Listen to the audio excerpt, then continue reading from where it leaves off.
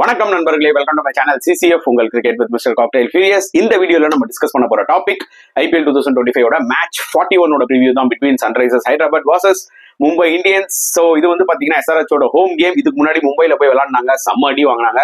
So revenge எடுப்பாங்களா Sunrisers Hyderabad, நம்ம wait பண்ணி தான் பார்க்கணும். அண்ட் ஒரு விஷயம் நல்லா புரிஞ்சுக்கோங்க, Mumbai are on a roll, hat-trick of வின்ஸோட வராங்க. அவங்க விளையாடுறத பார்க்கும்போது கண்டிப்பா டாப்ல இருக்க டீம்ஸ் கொஞ்சம் பயப்படுவாங்க, அதுல எந்த டவுட்டுமே கிடையாது. நல்ல ஒரு யூனிட்டா வந்து செட் ஆயிடுச்சு மும்பை இந்தியன்ஸ்க்கு.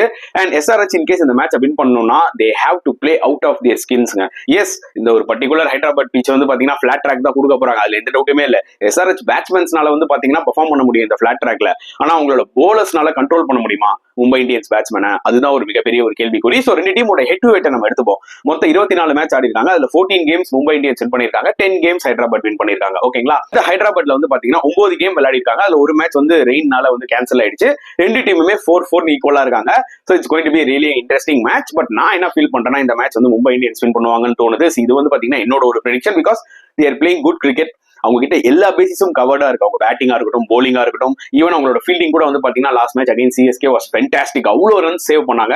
ஹர்திக் பாண்டியா as a கேப்டனா வந்து பாத்தீங்கன்னா கரெக்டான டைம்ல வந்து பாத்தீங்கன்னா அவரும் வந்து நல்லா பெர்ஃபார்ம் பண்றாரு. as a பிளேயராவும் சரி, as a கேப்டனாவும் he is taking good decisions. bowlers நல்லா ரொட்டேட் பண்றாரு. அவருக்கு வந்து பாத்தீங்கன்னா ஜஸ்பிரீத் பும்ரா ஃபுல் ஃபிட்டா வந்ததே வந்து பாத்தீங்கன்னா ஒரு மிகப்பெரிய ஸ்ட்ரென்த்தா இருந்திருக்கும், அதுல எந்த டவுட்டுமே கிடையாது. சரி, இப்போ ஹோம் டீம் கிட்ட போ, எஸ்ஆர்எச் கிட்ட அவங்க பிளேயிங் லெவன்ல ஏதாவது சேஞ்சஸ் பண்ணணுமா? லாஸ்ட் மேட்ச் அவங்க தோத்து இருக்கலாம், பட் அவங்க பிளேயிங் லெவன்ல பெருசா சேஞ்ச் பண்றதுக்கு ஒண்ணுமே இல்லைங்க. ஏன்னா அடுத்த பேக்கப்னு எடுத்தீங்கன்னா சொல்லிக்கிற அளவுக்கு பிளேயர்ஸ் யாருமே இல்ல. So they might be going with same playing eleven. என்ன கேட்டீங்கனாலும் சேம் பிளேயிங் லெவனோட போங்கன்னு தான் சொல்லுவேன். ஒரே ஒரு சேஞ்ச், ஹென்ரிக் கிளாஸ்னா கொஞ்சம் நிதிஷ்குமார் ரெட்டிக்கு மேல அனுப்புங்க. ஏன்னா அவர் கீழே அனுப்பிச்சு வேஸ்ட் பண்றாங்கன்னு எனக்கு தோணுது. சோ வெயிட் பண்ணி பார்க்கலாம். கண்டிப்பா வந்து பாத்தீங்கன்னா அவங்க ஃபிளாட் ட்ராக் தான் கொடுக்க போறாங்க, சேஸ் பண்ண பார்ப்பாங்க அகைன்ஸ்ட் மும்பை இந்தியன்ஸ்.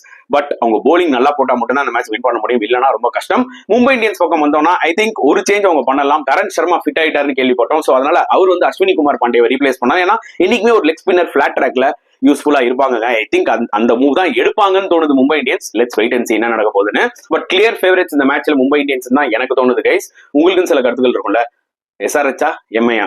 மறக்காம கமெண்ட் செக்ஷன்ல போடுங்க. இந்த வீடியோ பிடிச்சா லைக் பண்ணுங்க, ஷேர் பண்ணுங்க, முடிஞ்சா சப்ஸ்கிரைப் பண்ணுங்க. நெக்ஸ்ட் வீடியோல பார்க்கலாம். until then, bye.